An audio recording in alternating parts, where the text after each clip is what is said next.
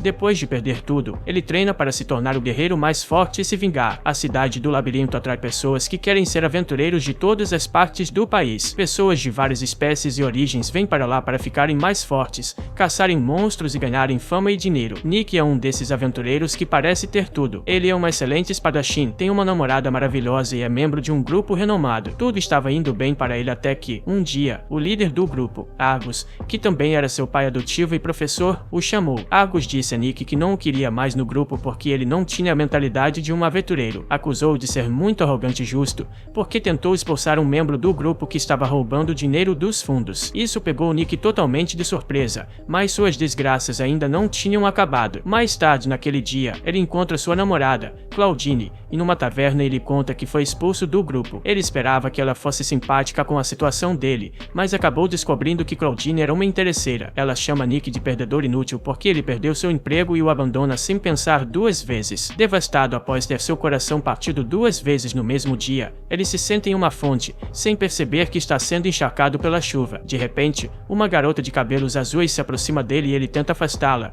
mas ela simplesmente lhe entrega um ingresso para seu show. Ela revela que é uma futura idol chamada Gat e pede a Nick para ir ao seu show se ele não tiver nada melhor para fazer. Ela deixa o ingresso e o guarda-chuva com ele e corre embora, chamando de Senhor Cachorro Vadio e pedindo para ele ir ao show. Nick decide conferir o show dela porque, afinal, por que não? Assim que vê a Gat se apresentar, ele fica totalmente viciado. Ele se torna um otaku de dolls e gasta todo o dinheiro que tem em mercadorias de Gat. No dia seguinte, ele vai à guilda dos aventureiros porque precisa de mais dinheiro para gastar em mercadorias. Ele tenta encontrar algum grupo que o aceite, mas todos já estão com seus grupos completos. Nick então avista um cara loiro sozinho em um canto e decide falar com ele. No entanto, a dúvida toma conta enquanto ele se lembra de como foi expulso do último grupo. Então ele perde a oportunidade e outra pessoa recruta o cara loiro. Depois de falhar em falar com uma única pessoa o dia todo, Nick vai a uma taverna para tomar um drink cedo e esquecer seus fracassos. Ele se senta sozinho em uma mesa, bebendo cerveja barata e comendo comida sem sabor, enquanto os grupos ao seu redor continuam cantando sobre o poder da amizade,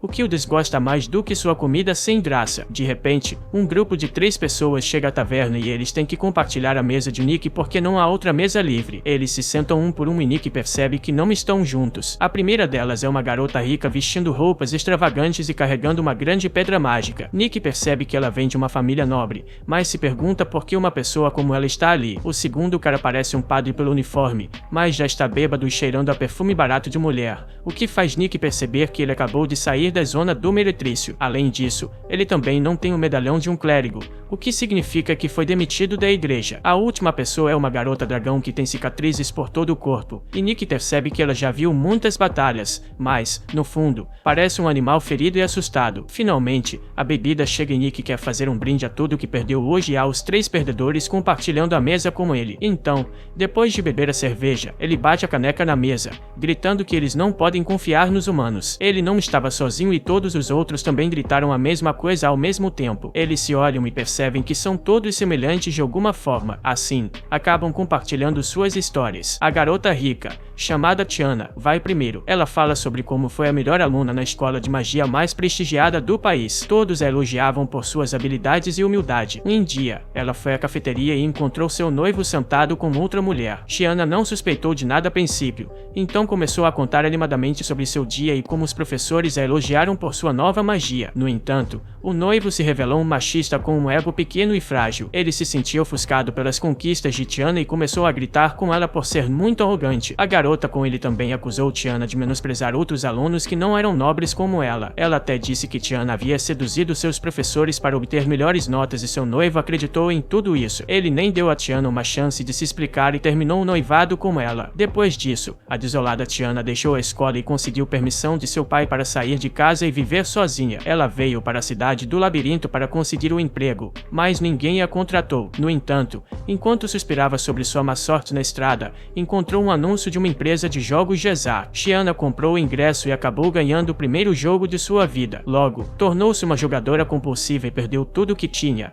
e presumiu que não tinha mais dinheiro para pagar o aluguel. Então, decidiu tentar sua sorte como aventureira e foi procurar um grupo no dia seguinte. No entanto, sempre que alguém tentava recrutá-la, ela acabava assustando-os por causa de sua expressão facial severa, o que a levou à taverna para afogar suas mágoas na bebida. Em seguida, O padre se apresenta como Zen, que costumava ser um curandeiro respeitado em sua pequena cidade. Uma garota da cidade frequentemente o ajudava coletando muitas ervas medicinais para ele. Zen agradecia e pagava um bom dinheiro pelo seu trabalho. Uma noite, a garota chegou à clínica dele com poucas ervas. Zen tentou lhe dar uma moeda, mas ela agarrou sua mão, pedindo para ele amá-la como mulher. Agora, Zen era um homem de caráter. Ele disse à garota que não podia namorar ninguém porque era um padre, em vez de dizer a ela que era muito jovem para namorar. A garota ficou profundamente magoada com suas palavras, então saiu correndo, chorando e amaldiçoando. No dia seguinte, enquanto Zen estava curando seus pacientes, um grupo de padres entrou na clínica e o levou para fora. Zen viu a garota ajudante atrás deles, parecendo bastante triste e magoada. Ele imediatamente tentou alcançá-la e perguntar o que havia acontecido,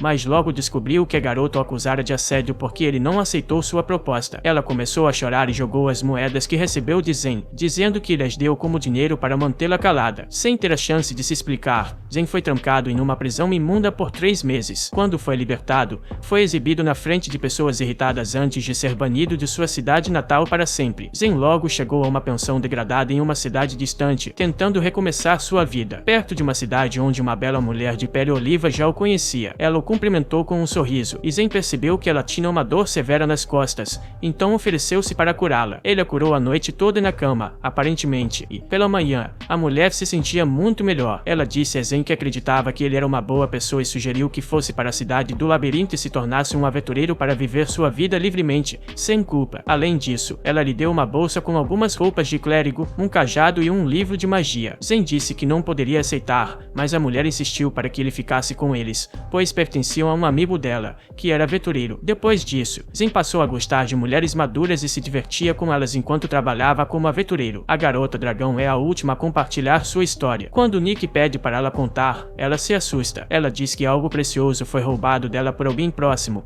e todos ficam envergonhados, pensando que ela estava falando sobre sua virgindade. No entanto, a garota dragão, Curran, está muito bêbada para explicar adequadamente. Eles bebem um pouco mais, e na manhã seguinte Nick acorda em um lugar estranho com seus companheiros de bebida da noite anterior. Chiana diz a todos que aquele é o quarto dela e pede para saírem. Todos se levantam para sair, mas Nick de repente pede para pararem. Ele pergunta se acham que se separarem ali é a escolha certa para eles. Ele diz que, se ficarem juntos, podem ganhar dinheiro suficiente para viver confortavelmente. Ele enfatiza que todos são excluídos, que não têm lugar em nenhum outro lugar, então deveriam formar um grupo entre eles. Todos aceitam o plano e vão à guilda dos aventureiros para se registrarem. A recepcionista velha os observa e percebe que Nick é o principal jogador ofensivo de um grupo bem conhecido e que Curran é a única pessoa na história que conseguiu voltar viva do calabouço de si leve sozinha. Ela pergunta qual será o nome deles, e Nick responde que serão conhecidos como sobreviventes. Naquela noite, eles se sentam enquanto Nick diz que todos foram traídos antes, então gostaria de estabelecer algumas regras para garantir que isso não aconteça novamente. A primeira regra é que ninguém interfira na vida dos outros e que cuidem de seus próprios negócios. Em segundo lugar, todos devem cuidar igualmente do dinheiro,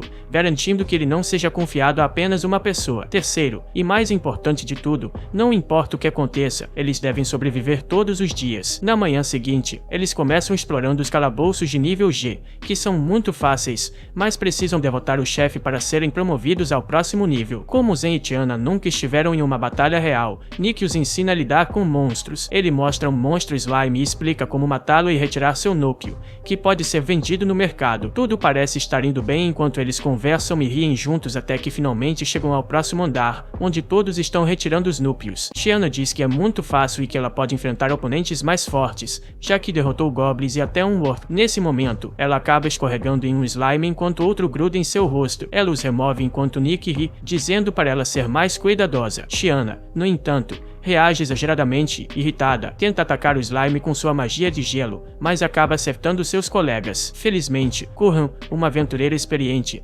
bloqueia a magia com sua espada, mas a situação muda quando Chiana tenta se desculpar e Curran perde a paciência, dizendo que tentou confiar nela, mas que isso é o que acontece no primeiro dia. Elas ficam de mal o resto do tempo e finalmente conseguem chegar ao andar superior. Enquanto caminham, Zen comenta sobre o enorme slime rosa à frente, e Nick responde que é o chefe do slime que eles devem derrotar. Sem pensar duas vezes, Chiana, a grande idiota, corre em direção ao chefe e usa magia de gelo poderosa nele. O Icicle congela o slime, mas, quando ela pensa que venceu, o slime explode, cobrindo-os com sua gosma. Eles saem do calabouço atingindo seu objetivo, mas agora precisam lavar a substância pegajosa de si mesmos. Enquanto se lavam, Nick diz a Tiana que ela precisa se acalmar e pedir conselhos quando não souber algo. Ele também diz a Zen para ficar na retaguarda, já que ele não tem nenhuma capacidade ofensiva. Nick percebe que nenhum deles confia um no outro, então começa um exercício com eles. Ele tira a roupa, ficando só de calças, e expõe tudo à frente deles, explicando que é um espadachim bom em combate corpo a corpo e com armas pequenas, mas que não pode usar magia, não pode curar ninguém e nem usar armas pesadas como Curran. Ele explica que as pessoas têm medo quando não sabem o que o outro pode fazer, mas agora eles conhecem seus limites exatos, o que, com sorte, resultará em mais confiança. Aos poucos, o padre explica seus poderes e fraquezas, dizendo que é bom em curar pessoas, mas não tem nenhuma capacidade ofensiva e pode ser facilmente derrotado por qualquer habilidade mágica ou física. Tiana vai em seguida e, para mostrar como está arrependida, acaba indo até Curran dizendo que é boa em magia de gelo e vento, mas que também pode usar magia de raios e terra, e sua maior fraqueza é a magia de fogo e combate corpo a corpo. Ela então volta e se senta, tremendo após se sentir rejeitada por Curran, mas esta acaba jogando uma bola de fogo perto dela para acender uma pequena fogueira que pode mantê-la aquecida. Elas fazem as pazes eventualmente e acabam indo para a floresta dos goblins, onde são atacadas por vários goblins. Nick explica que esses goblins não são muito fortes, mas atacam em grupos e podem armar armadilhas se os aventureiros não tomarem cuidado. Um dos goblins tenta atacar Zen,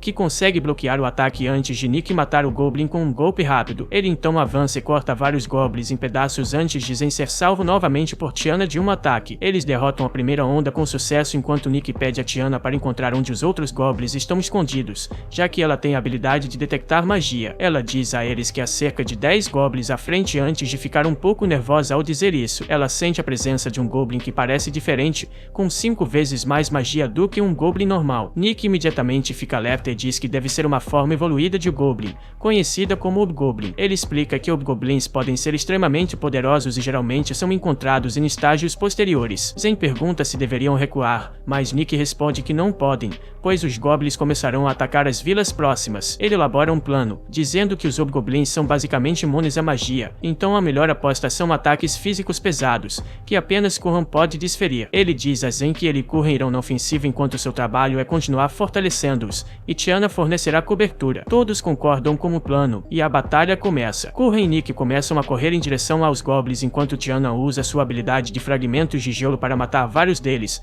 e Zen continua fortalecendo-os. O hobgoblin convoca mais goblins escondidos enquanto Nick rapidamente elimina os que estão à sua frente. Curran confia em Tiana e continua avançando enquanto Tiana usa seus fragmentos de gelo para matar os goblins à frente. Nick vai em direção ao hobgoblin e desferra um golpe massivo com sua espada em chamas, matando-o imediatamente, enquanto Nick termina com o restante. Eles se parabenizam e Nick explica que precisam extrair os chifres dos goblins, que são vendidos no mercado. Curran acaba se aquecendo com o grupo e finalmente revela sua história. Ela conta que os dragões sempre devem trabalhar ao lado de um herói a quem apoiam com suas vidas. Um homem chamado Carlos era essa pessoa para ela, e ela o conheceu recentemente. Ele sempre foi muito gentil com ela e, em troca, ela estava sempre pronta para arriscar sua vida por ele. Um dia, ele disse que precisavam entrar em um calabouço de rank C para resolver alguns assuntos, e ela concordou rapidamente. Antes de entrar no calabouço, porém, ela colocou todas as suas coisas importantes, incluindo um pingente de Aron que seu pai lhe deu, em uma bolsa para mantê-las seguras. Mas Carlos aparece no último momento e diz que não podem carregar tanta carga,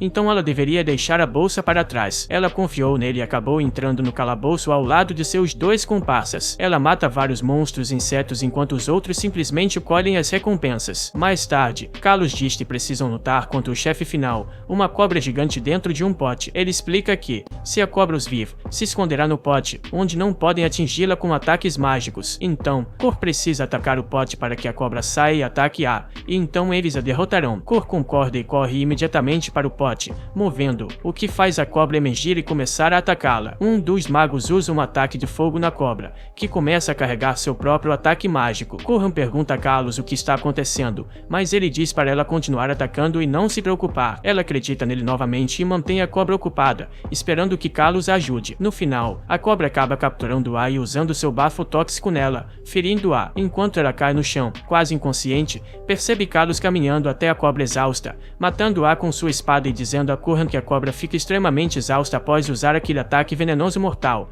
e que eles só precisavam dela para fazer isso. Eles riem dela, deixando-a para morrer enquanto saem do calabouço com todas as recompensas. De alguma forma, ela consegue escapar do calabouço e rasteja de volta para a taverna onde estavam hospedados antes de desmaiar na frente da porta principal. Todos ao redor a cercam e começam a fazer perguntas, pois Carlos havia dito que Curran morreu no calabouço. Ela pergunta onde ele está, mas o dono da taverna responde que ele deixou a cidade há algum tempo. Curran corre imediatamente para seu quarto, onde seus piores medos se confirmam ao encontrar sua bolsa, que continha o pingente de Heron, que era a joia do Rei Dragão, desaparecida. Ela sai devastada, procurando por qualquer sinal de caos, mas não consegue encontrar ninguém. Um dia, ela vê um aventureiro solo muito famoso chamado Fifths. Curran começa a segui-lo por todos os lugares, indo a cada restaurante que ele frequenta, e começa a preencher o vazio em seu coração criado por Carlos com boa comida, enquanto aprende com Fifths. No entanto, depois de um tempo, seu dinheiro acaba, e ela decide que seu objetivo principal na vida é ganhar dinheiro para comer mais comida deliciosa. Foi então que ela conheceu nosso grupo. No dia seguinte, Nick passa algum tempo com Curran no mercado,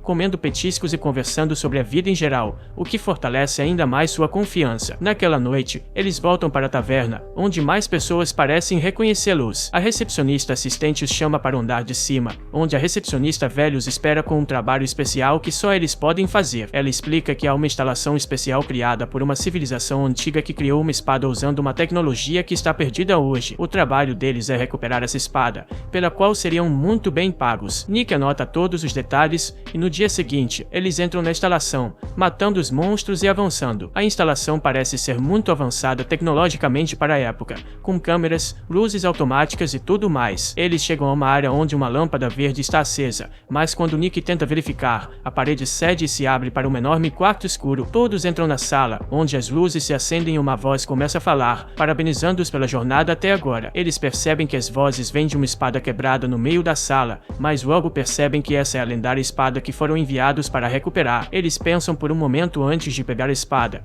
que resiste, pedindo para não ser vendida, pois já está trancada ali há tempo suficiente e quer ver alguma ação. De repente, ocorre uma grande explosão, e a espada diz para se prepararem, pois seu guardião, o Golem, despertou por causa disso. Através da poeira, uma criatura gigante semelhante a uma bolha emerge, caminhando em direção a eles com um rugido poderoso. Rápida no gatilho, Tiana imediatamente lança uma série de estilhaços de gelo no monstro, que consegue absorvê-los, enquanto Curran corre em direção ao monstro para cortá-lo em pedaços. A espada grita para ela recuar, mas Curran não ouve e o monstro acaba disparando os estilhaços de volta nela. Um dos estilhaços acerta no estômago, enquanto outro acerta sua cabeça, derrubando-a. Zen imediatamente começa a curá-la, e Nick decide atacar, percebendo que a situação pode se tornar muito ruim muito rapidamente. Ele tenta cortar as pernas do Golem, mas este se regenera imediatamente e começa a atacá-lo. Nick grita para os outros levantarem Curran rapidamente e correrem em direção à porta para escapar. Ele continua a desviar dos ataques enquanto a espada presa às suas costas grita que nenhum ataque à distância ou arma afiada pode ferir o monstro, e que ele deve usar a espada, pois é a única maneira de matar o Golem. Nick decide seguir as instruções e pega a espada, que emite uma luz brilhante e se torna, mais ou menos, um sabre de energia. O restante do grupo tenta abrir a porta, mas Tiana relata que a porta está trancada. A porta é indestrutível e eles realmente não podem fazer nada a respeito. O Golem ataca Nick novamente, mas desta vez ele desvia do ataque e corta o Golem, decepando um de seus braços. Surpreendentemente, a parte cortada do Golem ganha vida própria e agarra Nick, enquanto o Golem o soca através das prateleiras e em um buraco no chão. Tiana imediatamente usa um feitiço de congelamento no Golem e grita para Curran encontrar Nick e garantir que ele esteja seguro. Felizmente, seu feitiço parece funcionar, pois o Golem fica congelado no lugar enquanto Curran passa por ele em direção ao buraco. Surpreendentemente, o Golem consegue quebrar o gelo e começa a caminhar em direção a eles. Zão imediatamente fortalece Tiana enquanto ela usa novamente o feitiço de congelamento, tentando ganhar tempo para que Curran e Nick escapem. Curran entra no buraco e encontra Nick enterrado sob os escombros e imediatamente começa a removê-los. Nick diz a ela para deixá-lo e fugir, mas ela se recusa e diz para ele calar a boca, pois ou todos saem juntos dali ou nenhum deles sairá. Com isso, ela remove a última pedra de Nick e o ajuda a se levantar, aprofundando ainda mais a fé dele nela. De repente, A espada diz a Nick para recitar um feitiço específico. Enquanto isso, Zon e Tiana estão no fim de suas forças, sem mais poder mágico, enquanto o Golem continua a se aproximar para acabar com eles. Quando tudo parecia perdido, Nick emerge do buraco e explode o Golem em pequenos pedaços. Tiana e Zon ficam chocados ao ver que Nick se fundiu com Curren e se tornou um só, com um belo conjunto de escudos e asas. Isso foi graças ao poder da espada antiga, que na verdade é a espada dos laços. O núcleo do Golem ainda parece estar ativo, pois ele se regenera mais uma vez, mas Nick está extremamente poderoso em seu estado fundido e usa sua espada para destruir completamente o Golem, deixando seu núcleo cair no chão. De repente, Curren e Nick se separam e caem no chão, respirando com dificuldade, com a espada em suas mãos. Eles finalmente conseguem voltar para a guilda, onde acabam dando uma espada réplica para a velha recepcionista, já que a espada se transformou em um garotinho de cabelos brancos chamado Kazuna,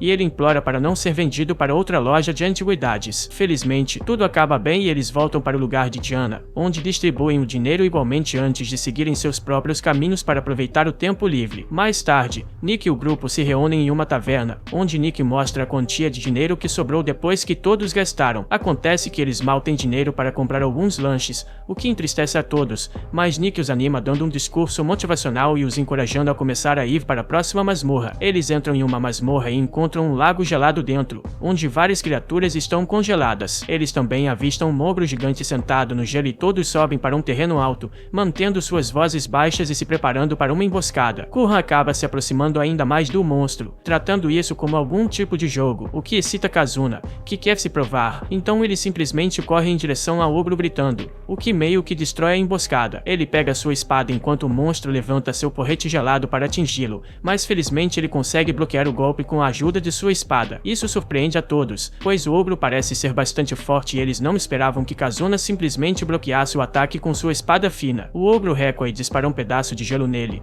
mas Kazuna simplesmente o rebate como se estivesse jogando tênis. Ele imediatamente corre em direção ao monstro e tenta atingi-lo com sua espada, mas o ogro bloqueia com seu porrete. Kazuna simplesmente sorri e usa outra habilidade incrível que cria um clone de si mesmo, cercando o ogro e cortando de ambos os lados, matando-o imediatamente. Todos o cercam enquanto Nick comenta que se sente um pouco cansado, mesmo não tendo feito nada. Kazuna responde que é porque ele usou a resistência humana de Nick para realizar essas habilidades, pois estão conectados. Eles saem da masmorra e, enquanto Tiana e Zon querem descansar, Curren, Kazuna e Nick estão com fome, então começam a caminhar para um estabelecimento de comida nas proximidades. Assim que Nick olha para o restaurante que estavam visitando, seu coração afunda ao perceber que é o mesmo restaurante onde ele e sua namorada costumavam ir frequentemente. Além disso, foi o lugar onde ela terminou com ele. Ele tenta falar com os outros para que possam ir comer em outro lugar, mas eles já estão dentro e ele é forçado a seguir. Depois de entrar, eles pedem sua comida, mas Nick parece estar abatido. De repente, ele ouve uma voz familiar e se vira para ver sua namorada Claudine com outro jovem sentado no mesmo lugar onde ela costumava se sentar com ele. Ele percebe que o rapaz parece estar lhe dando um presente de aniversário,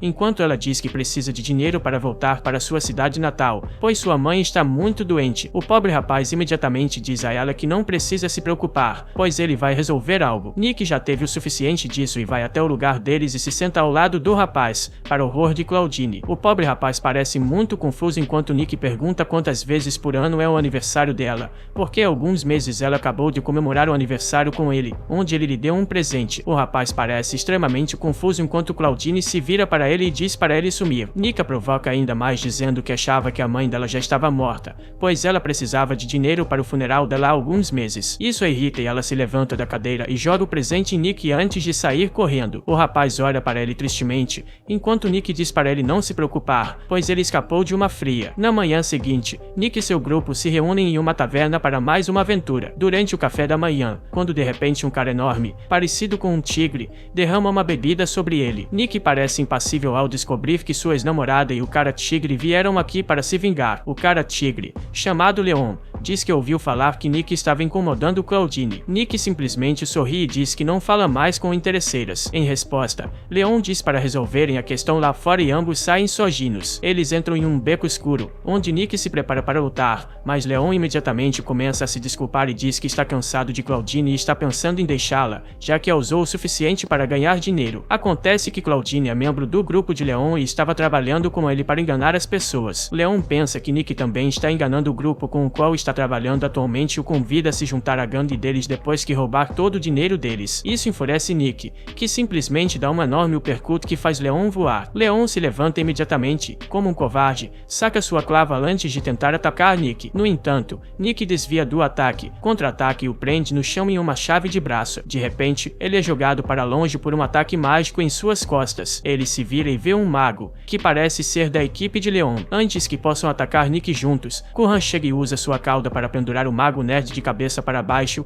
enquanto Nick simplesmente se afasta. Leon tenta atacar novamente, mas é forçado a parar ao ver a velha da guilda, que diz para ele ir embora imediatamente antes que ela chame os guardas. Leon, no entanto, diz que está oficialmente desafiando Nick para um duelo. Para surpresa de todos, eles aceitam e Leon revela que terão um duelo matemático, no qual Nick e ele lutarão no ringue enquanto uma pessoa de cada equipe resolverá problemas matemáticos. Quem resolver as questões mais rápido e acertar as respostas dará a seu companheiro de equipe um golpe livre no outro lutador. Esse tipo de duelo é novo para todos, exceto para Nick. A velha traz um saco com papéis contendo os nomes de cada membro de cada equipe para que as pessoas que resolverão os problemas matemáticos sejam escolhidas. Da equipe de Leon, Claudine é escolhida, enquanto da equipe de Nick, Kuran é escolhida, que nem sabe matemática básica, pois nunca precisou usá-la. Kuran fica muito nervosa, incapaz de dizer qualquer coisa porque sabe que não consegue fazer matemática. Mais tarde, Zan dá a ela um exame prático para ver seu nível e descobre que até mesmo as questões matemáticas mais básicas estão fora de seu alcance, pois ela só consegue acertar 20% delas. No dia seguinte, Kuran começa a estudar com a ajuda de todos,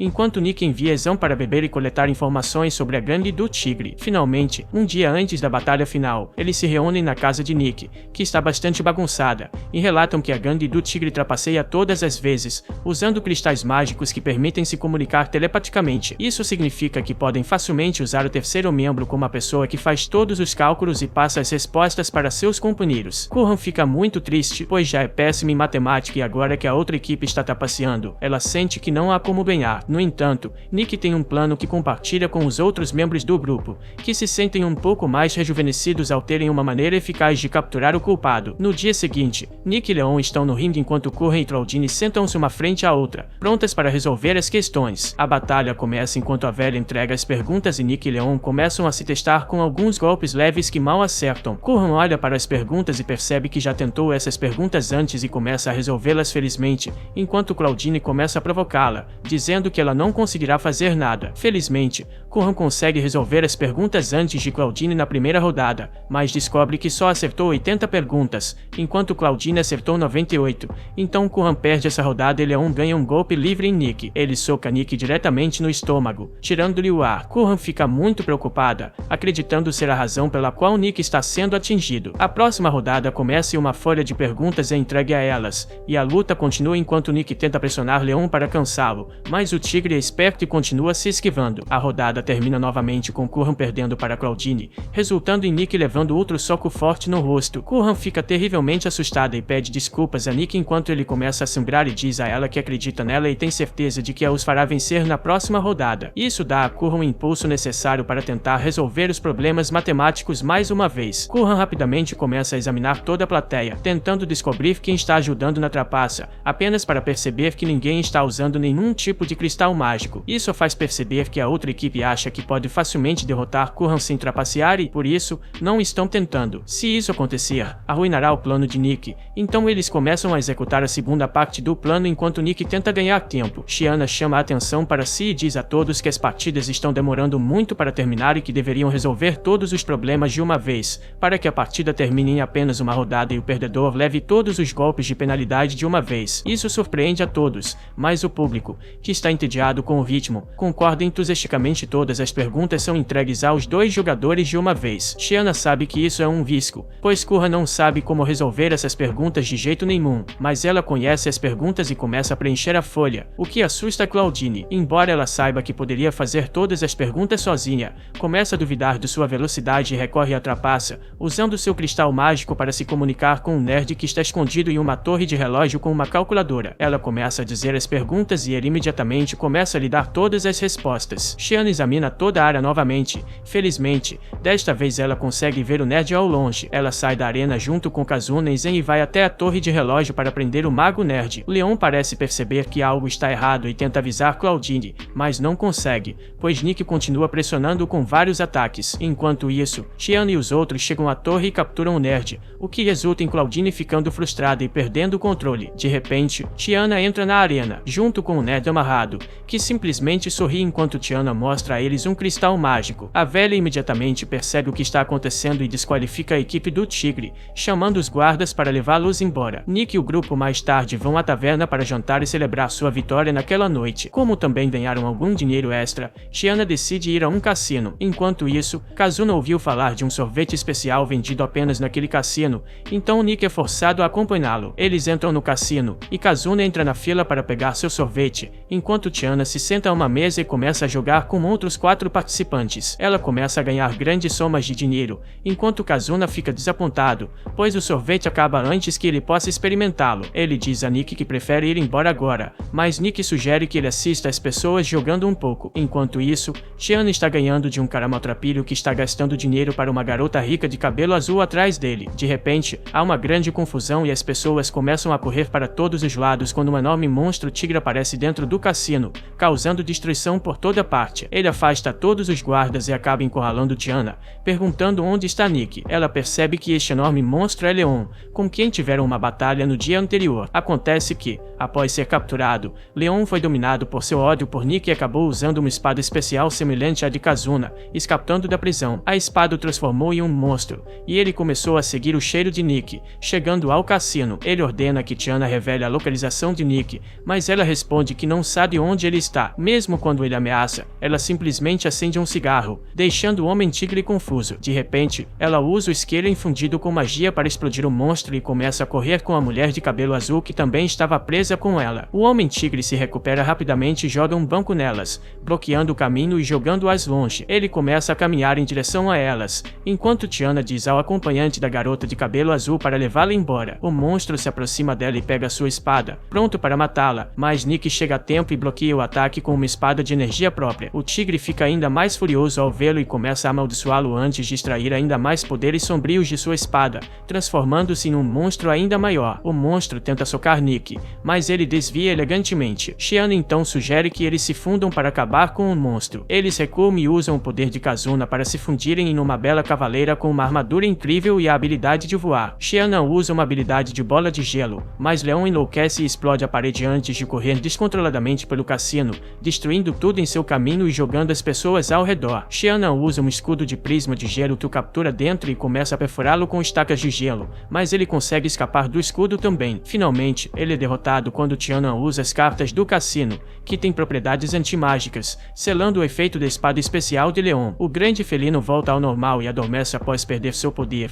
e Tiana sela a espada em uma prisão de gelo para que nunca mais possa ser usada. Leon é levado novamente para a prisão, onde Nick visita alguns dias depois. Eles parecem fazer as pazes e esquecer suas inimizades antes de Nick dizer a ele para sair da prisão em breve para que possam sair para beber. Logo depois, Nick está correndo como parte de seu treinamento matinal quando ouve uma voz dizendo para ele dar o seu melhor. Ele fica surpreso, pois a voz é igual à de Agathe, seu ídolo favorito, mas descarta pensando que está apenas imaginando coisas. No entanto, é realmente Agathe que está correndo atrás dele e o encorajando. Ela diz que vive nos corações de seus seguidores mais devotos e que Nick finalmente alcançou esse nível. Ela diz a ele para fazer uma pausa agora porque deve estar cansado, e Nick decide obedecer, mas assim que ele se vira e vê Agathe lá, ele se assusta. Mais tarde, eles se sentam em um banco onde Agathe verifica o progresso de Nick e percebe que ele finalmente tem um objetivo e não é mais como o cão vadio que ela conheceu. Ela afirma que está muito feliz por ele, mas continua se desviando do assunto. Agathe vê seus pensamentos e então diz a Nick que no dia em que lhe deu o ingresso,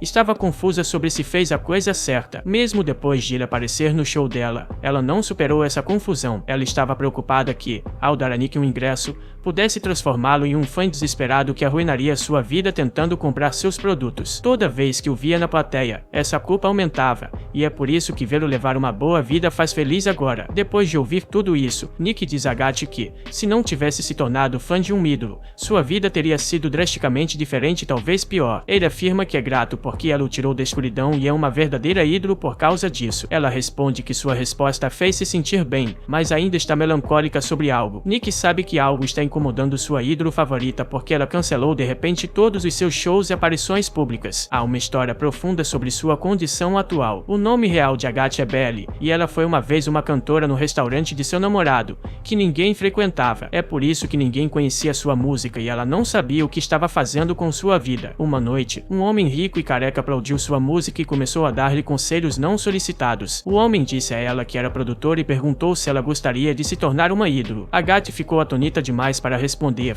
e então seu namorado, Donnie, chegou para confrontar o careca. Ele tentou agir de forma severa, mas assim que ouviu que ídolos podem ganhar muito dinheiro, rapidamente mudou de lado e vendeu Agathe para o homem. Ela não tinha certeza sobre isso, mas Donnie se autodenominou seu empresário, e então o careca lhe deu um ingresso para um show de ídolos para que pudessem saber mais sobre isso. Quando Agathe foi ao show, estava tímida demais para fazer contato visual com as outras garotas que também estavam sendo recrutadas, mas assim que as ídolos subiram ao palco e começaram a se apresentar, Agathe ficou cativada. Seu coração se encheu de cobiça naquele momento e ela também queria ser como os ídolos, queria que as pessoas ouvissem e apreciassem suas músicas. Assim, escolheu se tornar uma idol. As outras garotas eram iguais e todas adotaram nomes artísticos enquanto treinavam para se tornar um grupo de dolls. Enquanto Agathe encontrava sucesso e felicidade em seu novo trabalho, seu relacionamento com Donnie piorava. Ele começou a pedir dinheiro a ela porque seu restaurante estava indo mal, e ela não podia recusar. Logo ela descobriu que ele estava gastando dinheiro emprestado em jogos de azar, o que a deixou profundamente preocupada. Essa mudança na atitude dele forçou Agathe a pensar em como a jornada deles havia começado. Donnie só queria abrir um restaurante onde todos pudessem comer em paz e sempre haveria um palco para Agathe cantar e entreter os convidados. Ela passou um longo tempo olhando para o restaurante, pensando em como os tempos haviam mudado,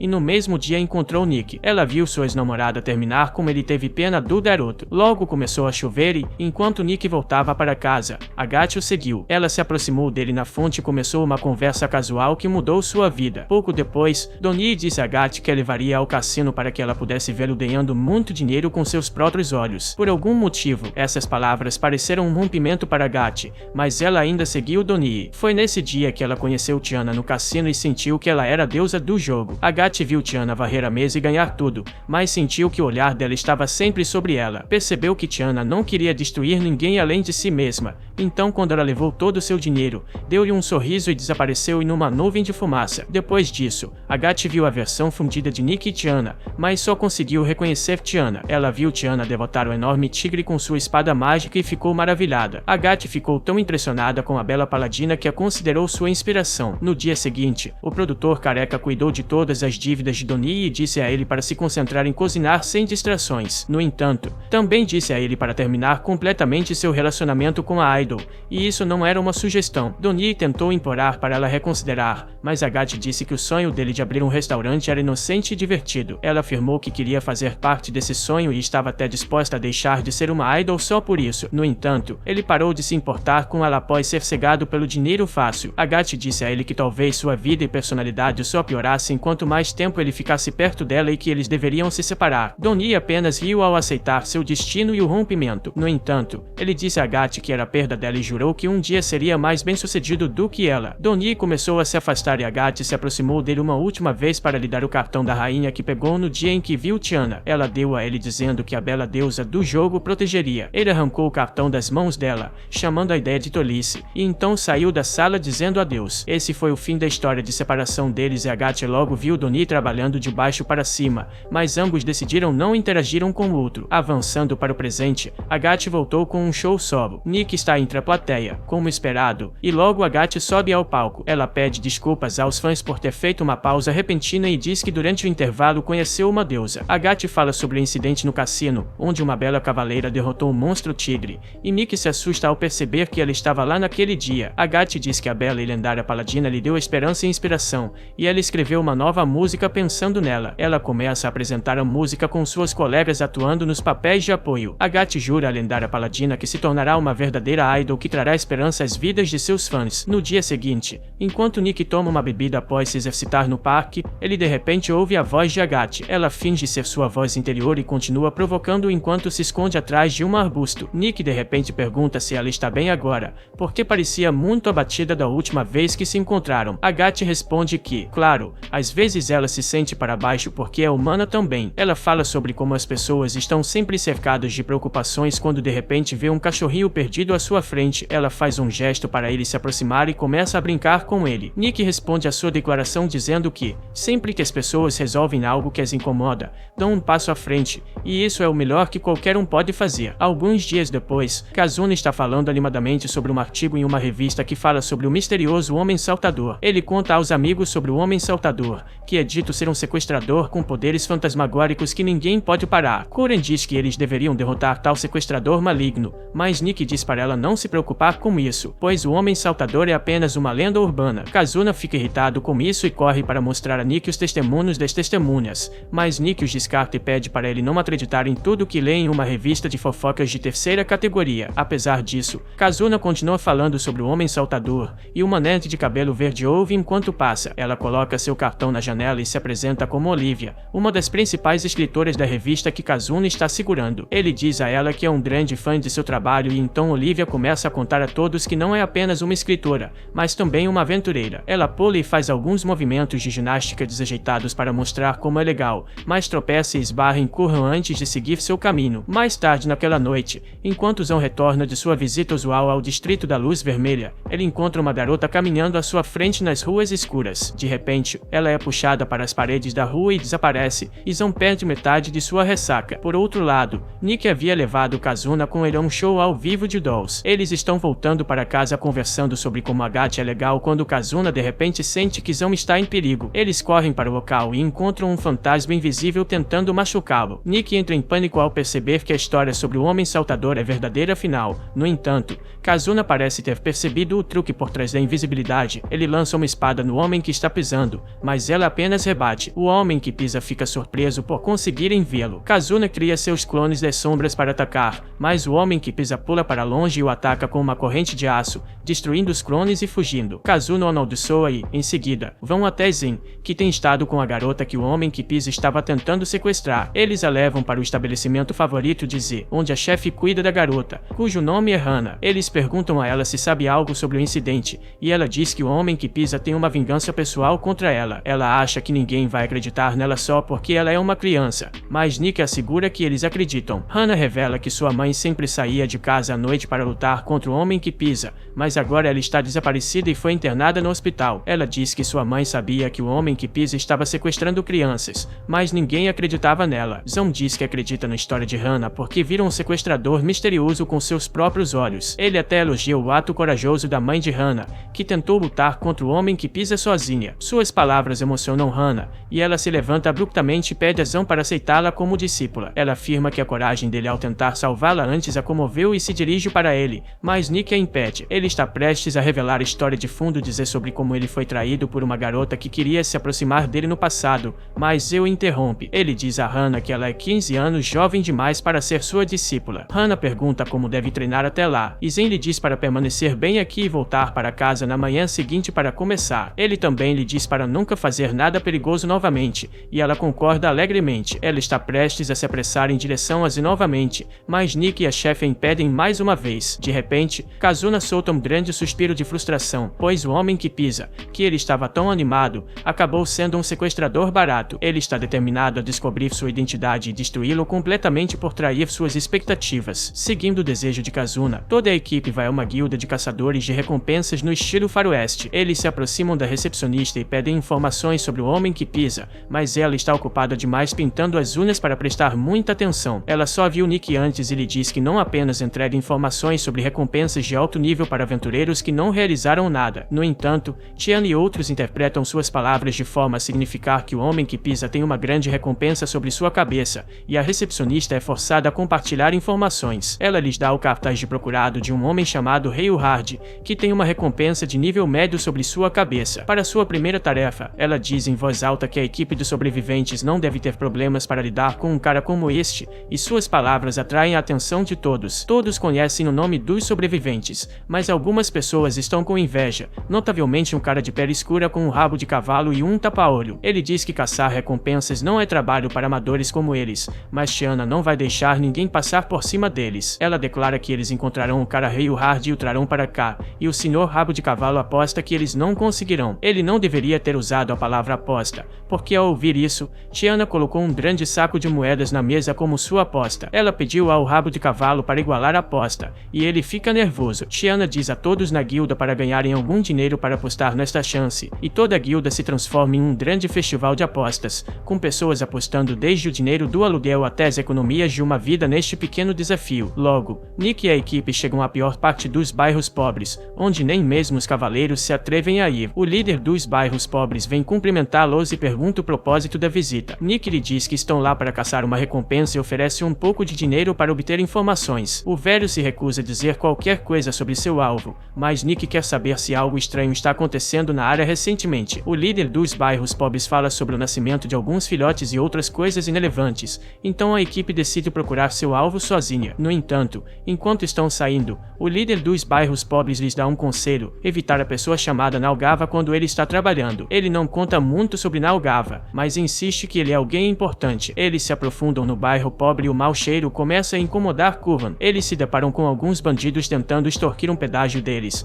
mas Curran e Kazuna lidam rapidamente com eles, enquanto Nick agarra o líder dos bandidos e pergunta sobre Rei. O bandido informa a localização e depois pede que eles paguem pelo menos pela informação. Todos simplesmente o ignoram, mas Sam fica um pouco mais afetuoso com o cara, dizendo que ele vai morrer em breve. Ele tenta diagnosticar o bandido e pergunta o que está errado com seu corpo. Depois de um pouco de luta, o bandido diz que não tem conseguido dormir há algum tempo. Ele faz um escândalo, dizendo que estranhos como eles não têm direito de interferir em sua vida quando não entendem nada sobre ela, mas Curran diz a ele que eles entendem. Zen então entrega ao bandido um saco de remédios que pode acalmá-lo e diz que é o pagamento pela informação. Para agradecer a Zen pelos remédios, o bandido também avisa que Rei é um corredor rápido e vai escapar se o ver se aproximando. Eles logo entram na área onde Rei está e Zen se sente mal pelas pessoas que têm que viver naquele inferno. Kazuna avista Rei, que está tendo um momento com sua namorada. Nick quebra a porta, assustando Rei e sua namorada, enquanto Nick declara que eles estão lá para cobrar a recompensa. A garota foge, e Rei tenta manter todos distraídos enquanto tenta escapar pela janela. Infelizmente para ele, Kazuna já está lá para cortar sua fuga. Rei é amarrado e levado, mas então um padre aparece para Nick e seu grupo. Ele pergunta para onde estão levando seu paciente, e Rei chama o homem de Dr. Gava. O padre de aparência severa tenta avisar os aventureiros que ninguém tem o direito de mexer com seus pacientes, mas Nick lhe diz que estão lá para cobrar a recompensa na cabeça de Rei, que cometeu praticamente todos os crimes, exceto assassinato. Então, Gava chama Rei de tolo por desperdiçar sua vida se entregando ao pecado e diz que é um personagem que só pode curar doenças e não a culpa. Ele diz a Nick que não vai impedi-lo de levar Rei, acrescentando que Rei tem uma doença grave chamada doença do demônio amarelo e ele só quer tratá-lo uma última vez antes que seja levado. Nick diz ao velho que seu paciente pode ser executado e seu tratamento pode ir por água abaixo, mas Sam diz que ele está errado. Ele fala sobre como os padres deveriam tentar salvar qualquer pessoa que pudesse e então Nalgava pergunta se ele também é um padre. Zen corrige-o,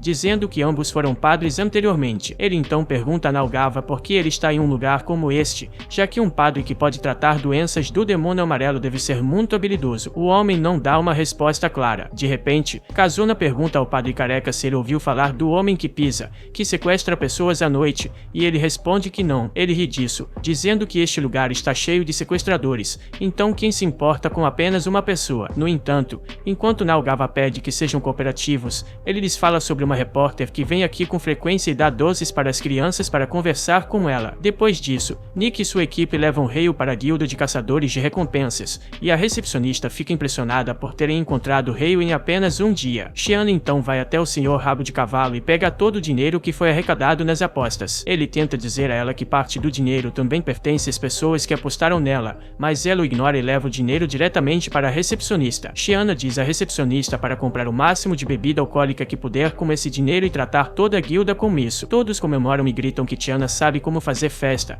e até o Rabo de Cavalo percebe que perdeu em todos os aspectos. No dia seguinte, a recepcionista com ressaca lhes entrega a recompensa por capturar Rei, junto com informações sobre o homem que pisa. Existem muitos detalhes vagos e sem sentido sobre ele, como ele conserta calhas e diz às pessoas para ficarem acordados até ir para a cama. Não há informações confiáveis e até a recepcionista lhes diz para encontrar pessoas reais para capturar em vez de fantasmas. Nick diz a ela que na verdade estão procurando o sequestrador que se disfarça como o homem que pisa. A recepcionista não sabe sobre sequestradores, mas conhece uma pessoa que dava doces para as crianças para conversar com elas, e ela está aqui na guilda. Acaba sendo a mesma repórter, Olivia, de antes, que está conversando com Hannah agora. Nick ri riem disso, mas Kazuna está um pouco curioso. Ele comenta que não conseguiu ver o rosto do sequestrador, mas eles eram ágeis e usavam correntes. Curran responde que, quando Olivia caiu sobre ela, parecia muito pesada e ela pode ter enrolado as correntes ao redor dela. Enquanto Nick ri disso, ele rapidamente diz a Curran e Kazuna para bloquearem as saídas,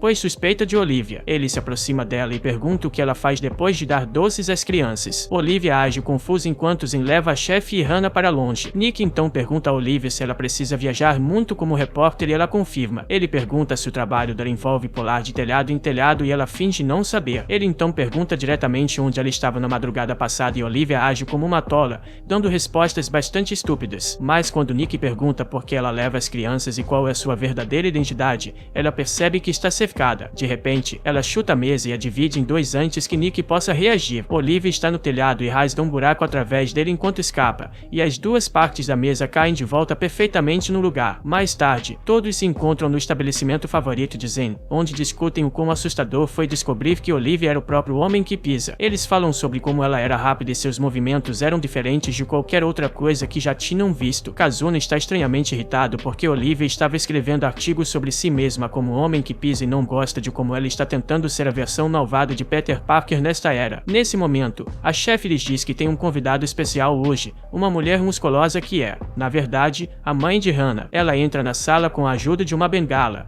e Hannah corre imediatamente para ela. Mickey também conhece a mulher, cujo nome é Ada, porque ela foi membro de um grupo de aventuras por muitos anos. Ada fica nostálgica enquanto Nick fala sobre seus dias de aventuras e depois comenta que ela até foi em aventuras com um cara chamado Fifths, que curra e idólatra. Ada então agradece aos sobreviventes por cuidar de sua filha e diz que não permitirá que ela faça nada imprudente sob sua vigilância. Todos concordam e Hannah tenta apelar a Sam chamando de mestre. Ada fica surpresa ao ouvir isso, mas Sam permanece firme em suas palavras. Ele diz a Hannah claramente que, sempre que vê garotas da sua idade, ele fica aterrorizado porque, há algum tempo, uma certa garota o enganou e ele passou meses na cadeia por causa dela. Depois que saiu da prisão, ele desenvolveu uma fobia de garotas ainda jovens. Ele não conseguia falar com elas e às vezes tinha dificuldade para respirar também, e ainda sofre um pouco com isso. Hannah lembra ele que ele a protegeu naquela noite, e Zen diz que qualquer pessoa sensata teria feito o mesmo naquela situação. No entanto, ele confessa que, quando salvou Hannah, ele esperava poder superar essa maldição que o atormentava há tanto tempo. É por isso que ele quer que Hannah espere 15 anos. Ada interpreta mal isso e diz a Zen que não vai deixar sua filha se casar com ele. Hannah intervém para esclarecer a confusão e diz que Zen é apenas seu mestre porque ela será mais cuidadosa ao escolher um namorado. Todos riem do fato de Zen ter sido rejeitado,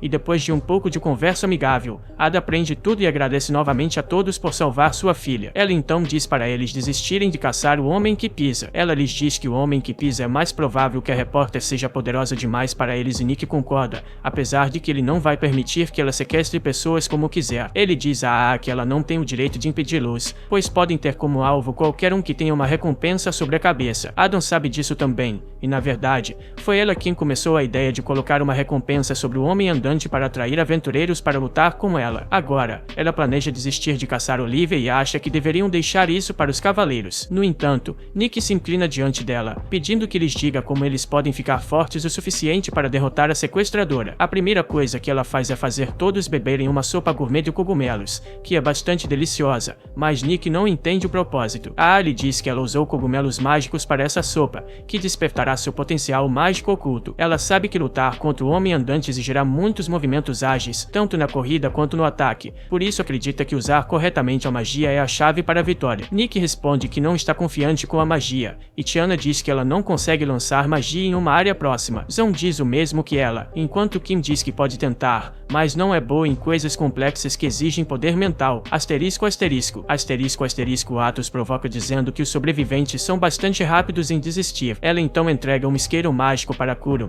pedindo-lhe para entoar a palavra-chave Fkimiv enquanto passa sua magia através dele. Kuran tenta fazer isso, mas não consegue se concentrar e desiste. Em seguida, A entrega o isqueiro a Nick, que não tem certeza se consegue fazer isso. No entanto, ele consegue produzir um pequeno fogo em sua primeira tentativa, e seus amigos ficam impressionados. Ele mesmo está surpreso, mas diz que esse pequeno fogo não os ajudará a vencer o homem andante. A lhe diz que ela estava apenas testando seu potencial mágico e não pedindo que ele usasse magia de fogo. Ela então solta uma enorme chama usando o isqueiro e diz a Nick que, se ele praticar muito, também poderá fazer isso. Asterisco, asterisco. Asterisco, asterisco. Logo depois, o treinamento começa. Nick está andando em uma corda bamba enquanto Ada lhe diz que o homem andante usa 2 principais feitiços de aprimoramento, corpo leve e corpo pesado. Como Nick estará em combate corpo a corpo, ela quer treiná-lo usando o corpo leve e pede que ele pule 10 vezes na corda. Nick acha que será um trabalho fácil, então começa a pular. Ele aterrissa na corda cada vez sem erros, e todos acham que ele conseguirá fazer isso facilmente. No entanto, ele tropeça no 9º salto e cai no chão com força. Asterisco, asterisco. Asterisco, asterisco logo. Uma noite, uma garota está voltando para casa depois de comprar pão quando,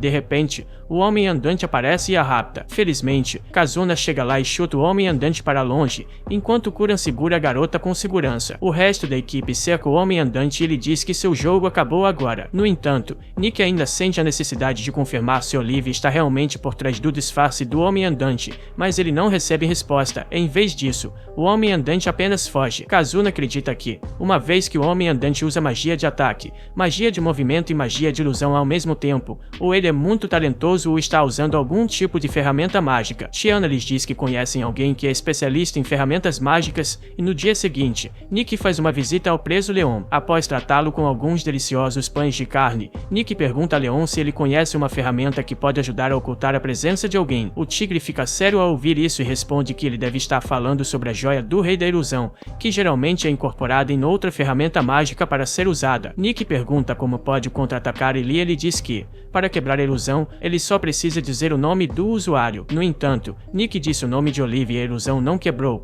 o que significa que há alguém mais por trás do disfarce. Asterisco, asterisco. Asterisco, asterisco. No dia seguinte, Nick está de volta ao seu treinamento e, desta vez, ele consegue fazer um salto mortal na corda bamba. Ada continua incentivando, e isso faz Nick lembrar de como não havia treinado tão intensamente desde o começo. Ele recorda como sua figura paterna, Argus, lhe ensinou a manejar uma lâmina e, mais importante, lhe disse que se tornar um guerreiro é mais do que apenas usar armas. No presente, Nick consegue pular facilmente de uma corda para outra, mostrando sua agilidade antes de aterrissar no chão. Seus amigos também chegaram lá. Então, Z relata que foi por aí conversando com as pessoas cujas casas tinham telhados danificados e com vazamentos. Nick entende que, ao fazer isso, eles podem descobrir as rotas regulares que o homem andante percorre, pois ele pula de um telhado para outro. Ele dá uma olhada na rota que eles mapearam e ela os leva de volta para as favelas. Eles perguntam ao líder das favelas se ele tem alguma informação nova para eles. Ele não pode lhes contar nada além das mortes de 2 filhotes e acrescenta que uma garota morta das favelas foi recentemente levada para os terrenos de sepultamento comuns,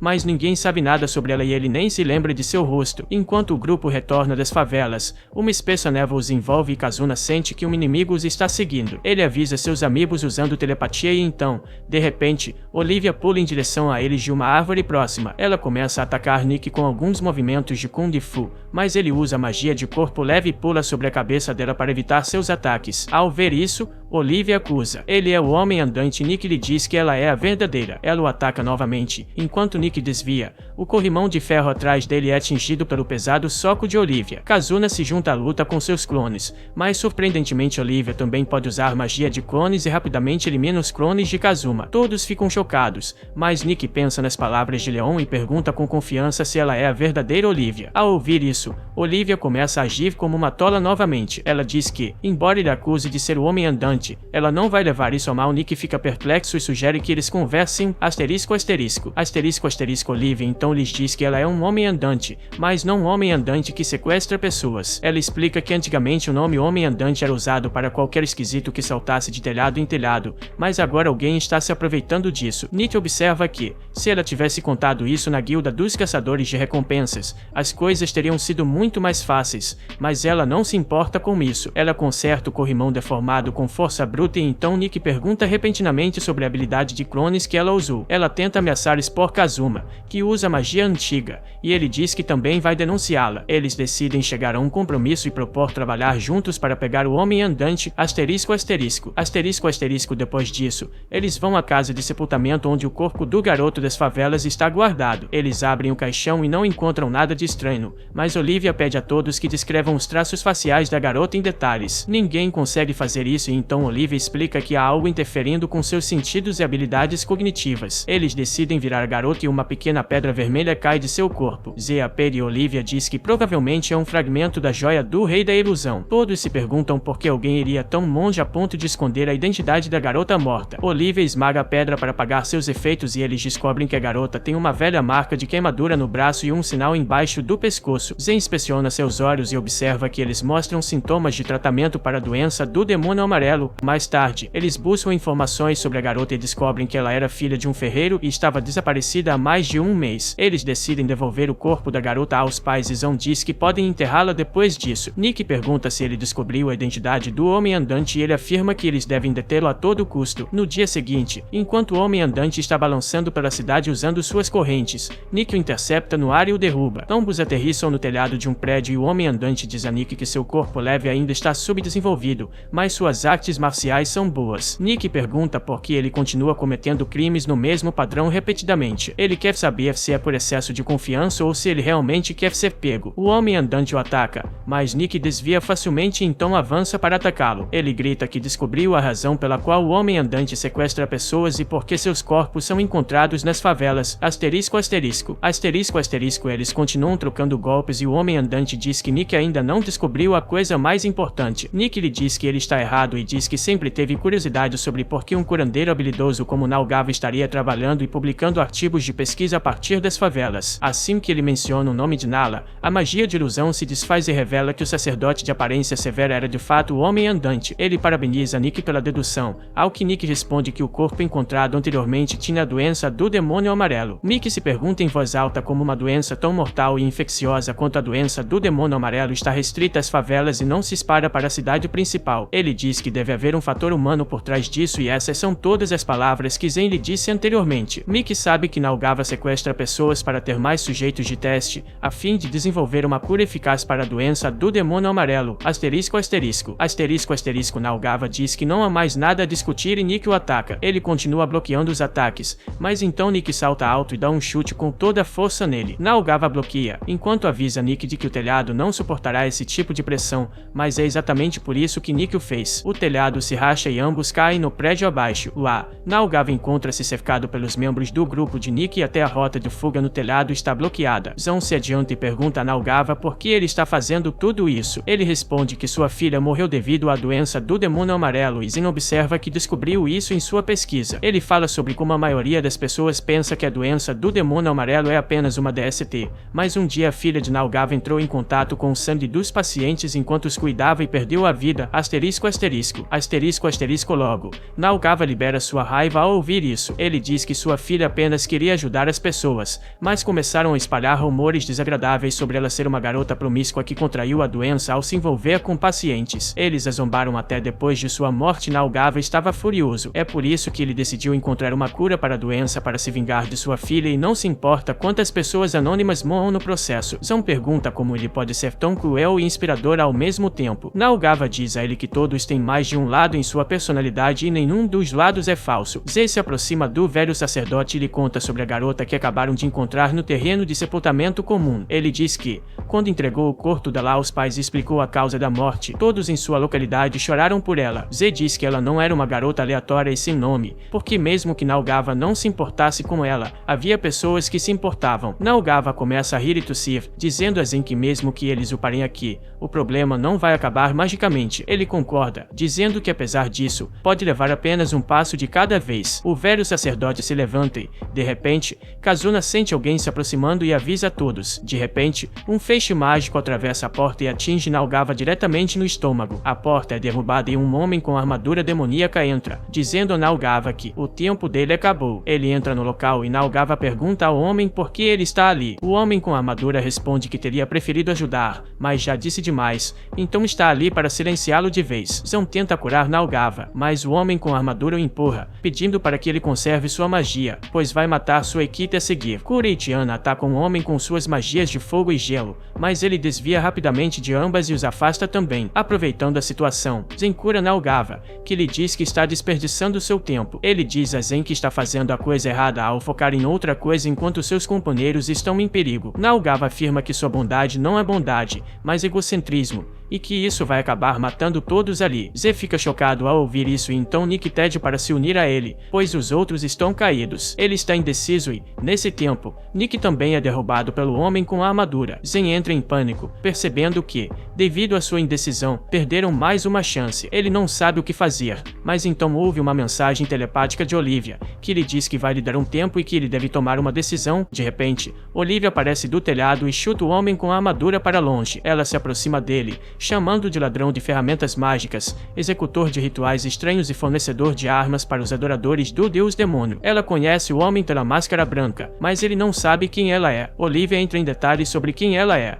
e a máscara branca diz que seu conhecimento excessivo vai acabar com ela. Ele avança contra ela, mas ela para sua espada com as mãos nuas antes de ganhar velocidade e atacá-lo por trás. Antes que a máscara branca tenha tempo de reagir, Olivia lança uma série de ataques contra ele e quebra sua máscara, mas ela continua se regenerando. Enquanto conversam, Olivia percebe que a máscara é um relicário de uma civilização antiga e seus ataques não vão conseguir atravessá-la. Enquanto isso, Nick e Zão finalmente realizam um feitiço de união e se fundem. A máscara branca fica chocado ao ver a magia antiga sendo usada ali e se pergunta se estão usando a espada sagrada que não foi utilizada na última guerra. Zen percebe que a máscara branca também está usando algo semelhante a eles e decide mostrar. Ele usa seu poder especial e prende Olivia, que está fugindo em uma esfera vermelha. Ele a traz para o chão e Olivia não consegue nem se levantar. A máscara branca explica que a esfera vermelha aumentou a gravidade, a temperatura e a pressão do ar, e um ser humano comum não pode durar muito dentro dela. Ela só consegue xingar a máscara branca em resposta, e Zen quer ajudá-la, mas Kazuno proíbe de fazê-lo, pois ele também seria preso na esfera vermelha. De repente, a máscara branca os ataques e bloqueia o golpe pesado de alguma forma, então ele usa sua mobilidade superior para atacar a máscara branca com uma velocidade incrível, que tem dificuldade em defender contra os golpes rápidos. Ele fica ainda mais chocado ao perceber que Zen está girando no ar ao criar apoios invisíveis. Por causa disso, a concentração dele na esfera vermelha diminui e as restrições sobre Olivia também. Ela se levanta e quebra a esfera vermelha com sua magia, e então joga um pote pesado na máscara branca. Ele desvia de alguma forma e depois avança contra Zen, prevendo sua trajetória. Ele consegue acertá-lo, mas acaba sendo exatamente o que Zão queria. De repente, Kazuna, com sua forma cruzada, voa em direção a eles e acerta a máscara branca diretamente no rosto. Todos pensam que o jogo acabou, mas a máscara branca simplesmente tira uma arma de sua máscara que se cura instantaneamente. Ele admite que são mais fortes do que ele pensava e que foi colocado em perigo real, então ele simplesmente foge depois de causar uma enorme explosão. O prédio está em ruínas, mas felizmente todos estão ilesos, bem, todos exceto Naogava, que está preso sob os escombros. Zão e Kuran correm para ajudá-lo, mas Olivia os impede. Naogava diz a Zen que já é tarde demais para ele, pois também está afetado pela doença do demônio amarelo. Ele pede a todos que o deixem para trás e que escapem antes que o prédio desabe, mas Zão ainda faz um feitiço de alívio da dor nele antes de partir. O prédio começa a desabar e Naogava diz que contará a sua filha no céu sobre a luta com os aventureiros e que ela certamente vai adorar. Zão e os outros têm que fugir enquanto o prédio desmorona, e depois de alguns minutos, restam apenas escombros. O grupo lamenta a morte de Naogava, e Kuren diz a eles para não ficarem tão tristes, porque, no final, ele salvou a alma do velho sacerdote. Ele fica emocionado ao ouvir isso e começa a chorar novamente. Com isso, o caso do Homem Andante chega ao fim, mas Olivia diz que não podem relaxar ainda. A máscara branca ainda está lá fora e há pessoas ainda mais poderosas do que ele controlando. Ela afirma que, se seus mestres lhe deram permissão para usar armas proibidas, a situação é mais grave do que pensam. Deixando tudo isso de lado, Nick pergunta a Olivia quem ela realmente é, porque ela é muito forte e conhecedora para ser uma repórter comum. Todos os outros também pedem que ela revele sua identidade, pois são companheiros de equipe que lutaram juntos. Olivia se inclina para Kazuma e pergunta se ele é a espada dos laços, e ele acena com a cabeça. Então, ela decide ser honesta e diz a todos que ela é o programa de treinamento de combate antideus demônio da classe elemental, também conhecido como a espada da guerra, após a batalha com a máscara branca, os sobreviventes voltam para seus quartos e passam um bom tempo relaxando. Eles aproveitam esse tempo para se recuperar dos ferimentos e organizar seus pensamentos. Kazuna está incomodado com a forma como estão agindo agora que não tem nada para fazer. De repente, Nick se levanta da cama e tira uma espada quebrada de uma gaveta, o que traz de volta muitas memórias. Quando era bem jovem, Nick estava indo para a cidade labiríntica com seus pais quando, de repente, sua carruagem foi atacada. O pequeno Nick não conseguia processar nada na época, mas sua mãe rapidamente abriu um compartimento secreto onde tinham escondido todo o dinheiro e colocou Nick dentro. Ela lhe disse que tanto ela quanto o pai o amavam muito e então fechou a porta. Nick ainda não entendia nada enquanto ouvir o som de espadas se chocando e carne sendo rasgada do lado de fora logo faz com que um dos bandidos que os atacaram entre na carruagem e comece a inspecionar o saque. Ele notou o compartimento secreto sobre o barril e tentou abri-lo, mas Nick já havia escapado nesse momento. Nick esbarrou em Argus, que sacou uma adaga ao vê-lo, mas a usou para matar o bandido que estava se aproximando deles. Argus então abraçou Nick e pediu desculpas, dizendo que chegou tarde demais para salvar seus amigos dos bandidos. Depois disso, Argus adotou Nick e o treinou para se tornar um aventureiro. Ele o levou para a área com Loden em sua primeira missão também, e continuou dizendo a ele como os aventureiros devem confiar uns nos outros, mas não baixar a guarda. Nick ainda era desajeitado naquela época, e Argus ria quando ele escorregava no lodo. Logo, Argus lhe deu uma espada curta depois que ele se tornou um verdadeiro aventureiro, mas essa espada foi destruída em uma luta contra um monstro. Nick segura a mesma espada quebrada, que contém tantas memórias, no presente e pensa sobre o momento em que Argus o expulsou do grupo, questionando-se se tivesse agido de forma diferente, poderia ter permanecido lá. Ele adormece pensando sobre o passado e acorda quando começa a chover. Mais tarde, Nick se levanta e senta em sua cama e então ouve uma voz familiar. Ele vai até a janela e fica chocado ao encontrar a Gia na estrada, cantarolando para si mesma. Ela estava preocupada porque não parecia que a chuva ia parar tão cedo. E então, de repente, Nick abaixa o guarda-chuva que ela lhe deu em seu primeiro encontro. Ela agradece e pergunta qual é seu nome, pois nunca havia se preocupado em perguntar antes. Nick lhe diz que ele é um cachorro de rua que ama ídolos, e ela simplesmente sorri. Eles conversam sobre como estava chovendo no dia em que se conheceram e a Gia murmura gentilmente que ela também foi salva por causa daquele dia. Eles continuam conversando e, mesmo que a mão de Nick esteja ficando cansada de segurar o guarda-chuva, a Gia lhe diz para continuar segurando até que a chuva cesse, mas ela só se intensifica. Enquanto isso, Zon está nas favelas, administrando a clínica de Nava após sua morte e interagindo com seus pacientes. Ele sente que as pessoas da favela realmente respeitavam Nalgava, o que significa que ele era um bom médico, apesar de seu lado maligno. Zen sente que está tentando ocupar o lugar de Nalgava para lamentá-lo. Em outra parte da cidade, Tiana acorda de seu sono. Ela olha para a lua, pensando em como a vida parece estar muito entediante ultimamente. Ela se sente desconectada de sua rotina, mas ainda assim vai apostar em corridas de cavalos aquáticos apenas para manter as coisas iguais, mesmo que ninguém esteja lá para machucá-la ou traí-la. Mesmo ganhando nas apostas, ela ainda está entediada com sua vida. No dia seguinte, o grupo se reúne em seu local habitual, e Kuron é a última a chegar. Ela pergunta nervosamente a todos se estão bem, e eles lhe dizem que sim. Kazuna nota que os sapatos e o manto de Zen estão sujos e pergunta se ele ainda está trabalhando nas favelas. Zen, no entanto, lembra Kazuna de que não devemos interferir na vida privada dos outros. À noite, enquanto Zen está sentado em sua clínica, Kazuna aparece lá. Ele promete que não está lá para interferir, mas apenas para agir como seu segurança, pois as favelas podem ser perigosas. No dia seguinte, eles se encontram novamente e Kuron pergunta se todos já comeram. Eles dizem que comeram algo no café da manhã e ela diz que deve sair para comer sozinha. Enquanto caminha sozinha, Kuron pensa em Kalos e sua traição. Ela admite que, apesar da traição, seus dias de aventura com ele e outros foram divertidos. Ainda assim, ela não consegue perdoá-lo por roubar a joia do Rei Dragão. Enquanto pensa nisso, ela encontra uma novata que está sendo enganada pelo mesmo vendedor de pingentes que tentou enganá-la no passado. Ela ensina uma lição ao golpista e manda a garota embora. Quando, de repente, seus amigos chegam lá, ela fica confusa ao vê-los e eles revelam que estão ali para verificar os preparativos para o Festival do Sono de Verão. Kuron não se importa com os detalhes do festival, mas, como vai ter comida lá, ela está ansiosa para experimentar. Ela começa a se perguntar se seu ódio e desejo de vingança desaparecerão se continuar vivendo feliz com seus amigos, mas também não parece se importar muito com isso. Justamente então, Olivia aparece correndo em direção a eles, gritando sobre uma grande notícia de última hora. Ela tenta deixar todos ansiosos antes da grande revelação e apenas Kazuna cai no truque dela. Shiana lê a notícia na revista,